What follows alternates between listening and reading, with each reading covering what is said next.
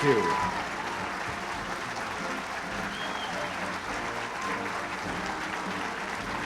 Thank you very much.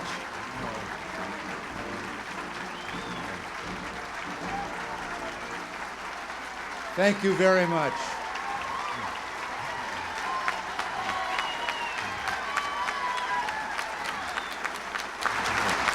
Please. Well, good afternoon. It's a pleasure to be with you today as we recognize and honor 287 elementary schools. Of course, education's been a part of our culture from its very beginning. Moses, for example, was known to his people not as a king or as a prophet, but as a teacher. And when I had him, that's what I called him, teacher.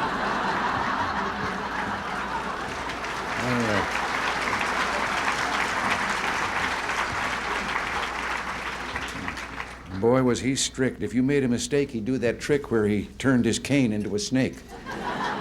All of his students did very well, you can be sure.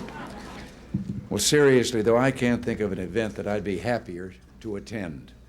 As you know, education has been a particular concern of this administration, and I'm proud to be standing here with one of my two master teachers, Bill Bennett.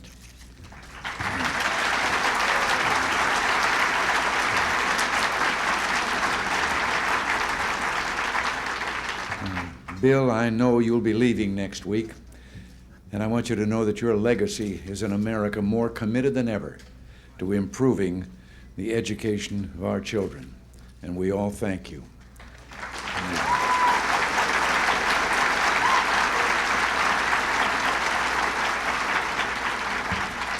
Now, replacing Bill after the Senate gives its okay will be Lauro Cavazos. Both Bill and Lauro are examples of what education can produce. Lauro is a zoologist and physiologist, Bill a philosopher and a lawyer. They've taught kids and they've managed institutions of higher learning. And it was their hard work, determination, and the drive they had when their hunger for knowledge was fulfilled that brought them so far. They don't simply speak well about American education, they represent American education at its best as students, teachers, and administrators. But let's talk about your schools, the schools we honor today. They're very important places because they provide the children who attend them a solid foundation for literally everything they will have to know to be good and useful people. William Wordsworth said that the child is father to the man. Well, it's a profound thought, and not as straightforward a statement as it sounds. It means that the experiences we have as children have a great deal of influence over what we become later in life. And when a youngster's early educational experiences are not good ones, if the youngster goes through childhood baffled because nobody answers those basic questions about life and the universe, his thirst for learning will decrease. And when we lose our desire to learn, the world around us begins to shrink. Opportunities shrink, and our natural desire for self-improvement deteriorates. Tragically, we see this happen time and time again in schools that seem to serve more often as places that kids go during the day to kill time rather than places where they go to learn and grow. Well, the children that attend your 287 schools are in little danger of being unfulfilled in their educations.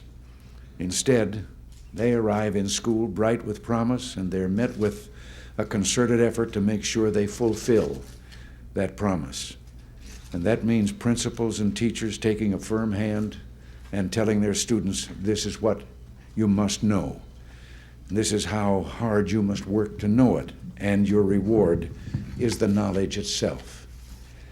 The K.R. Smith Elementary School in San Jose, California. It's a school with an ethnically diverse student body of Asians, Hispanics, blacks, whites, and Native Americans.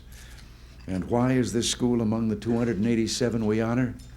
Well, let's take a look at the expectations Superintendent James F. Smith and Principal Will H. Ector have for the kids and how those kids do.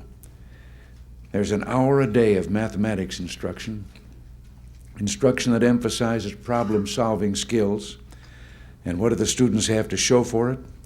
80% of the school students are above average in math proficiency. Students have to take 2 hours a day of reading and language arts with a curriculum heavy on literature and light on textbook formulas.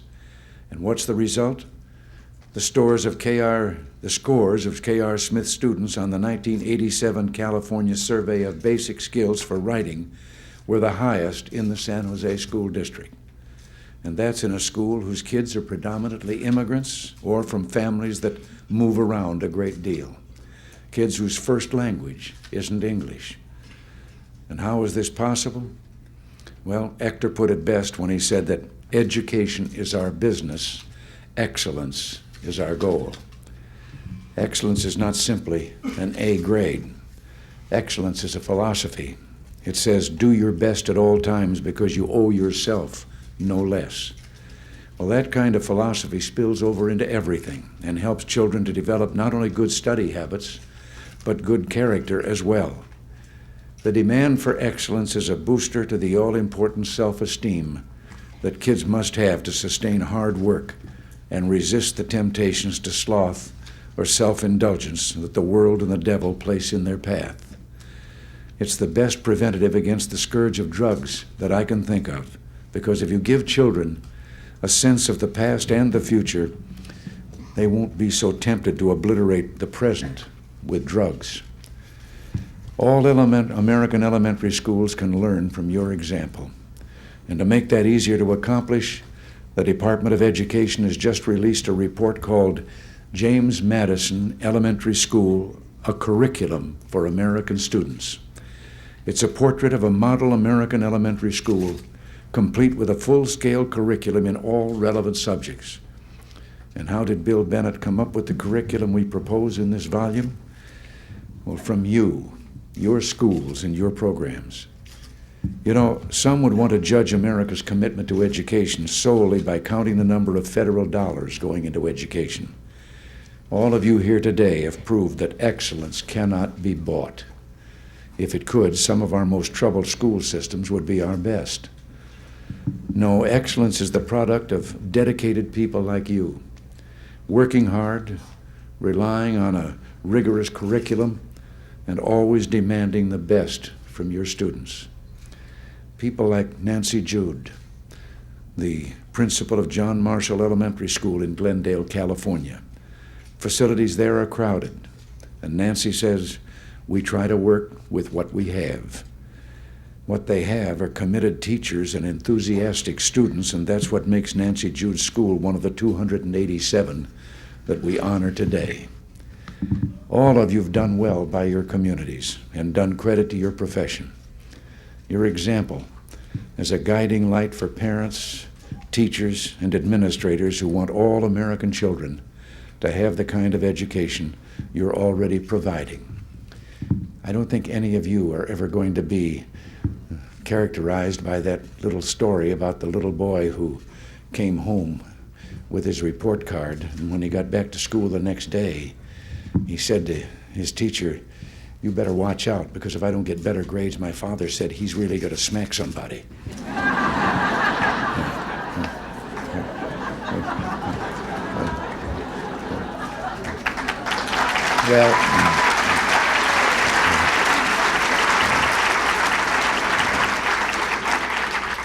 Well, thank you, and not just for that, but thank you for all you've done, and God bless you all.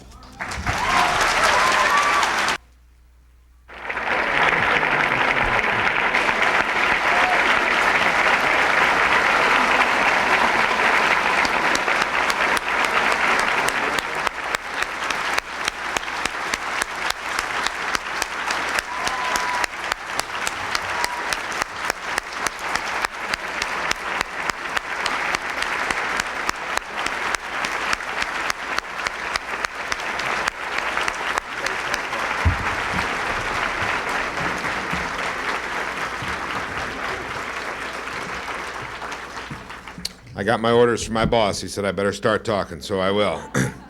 Terrible thought just passed through our minds, though. All of you here, who's out watching the kids? We hope you left them covered. Mr. President, we have a very special award for you, and to help me present it, I would like to call on Christine Duggar And Andy Suggs. Christina Duggar, excuse me, is from New Orleans, Louisiana.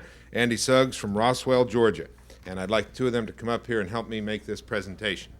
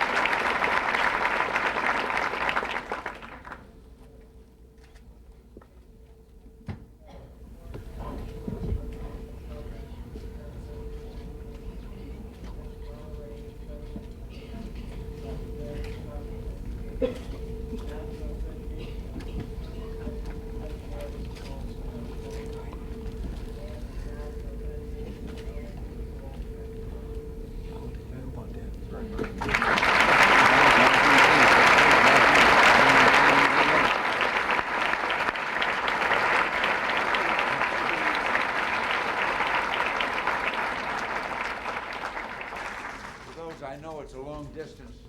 This is a collection of photos of some of my happiest moments in this office. They are pictures or photographs of me visiting some of your schools, and the schools that are represented here.